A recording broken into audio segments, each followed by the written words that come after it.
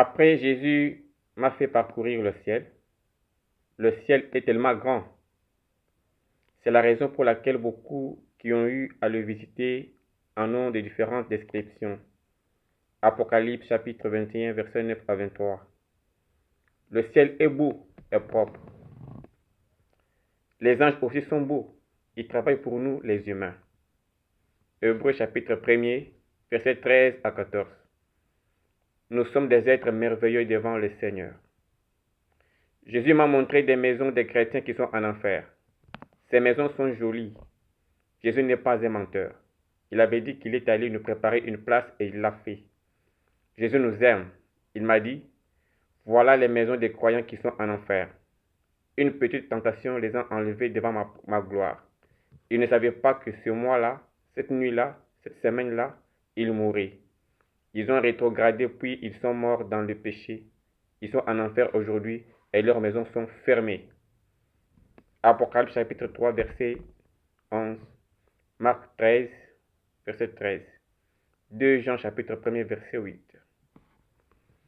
Vous qui avez commencé la course, ne l'abandonnez pas. Aime Jésus. Reste comme ça pour Jésus. Ne t'arrête pas. Philippiens chapitre 3, verset 14. N'arrêtez pas car vous ne connaissez pas l'heure de votre mort. Une personne qui souffre pour Jésus ici sur la terre sera dans la joie. Matthieu chapitre 5, verset 11 à 12.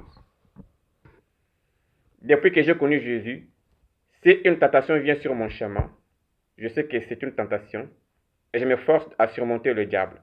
Alors les anges sont en train d'ajouter mes points au ciel.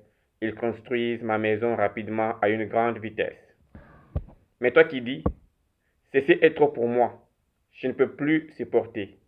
Si tu commences à reculer, si tu commences à retourner sur tes vomissures, si tu ne lis plus la parole de Dieu, si tu ne pars plus à l'église fréquemment, sache qu'au paradis, on est en train de retirer tes points.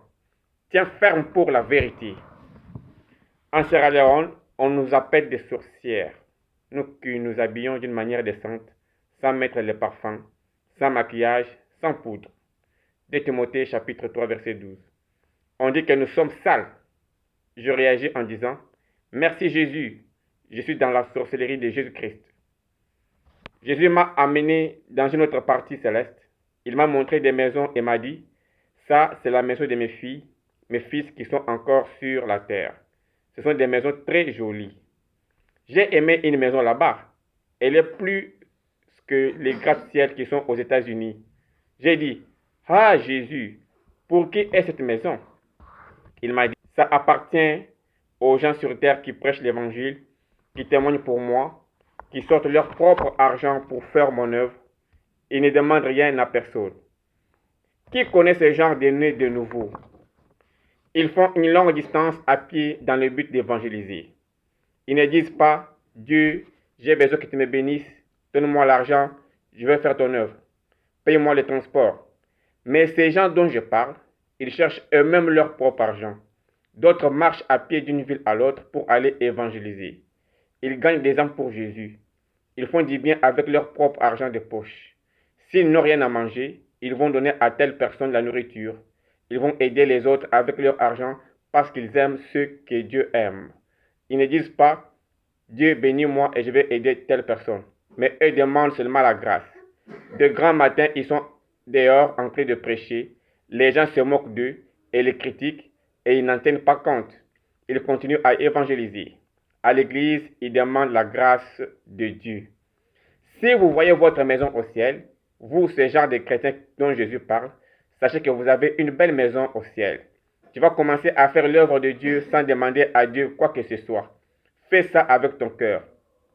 Le matin, ils évangélisent en subissant des injures, des persécutions, mais ils s'en foutent.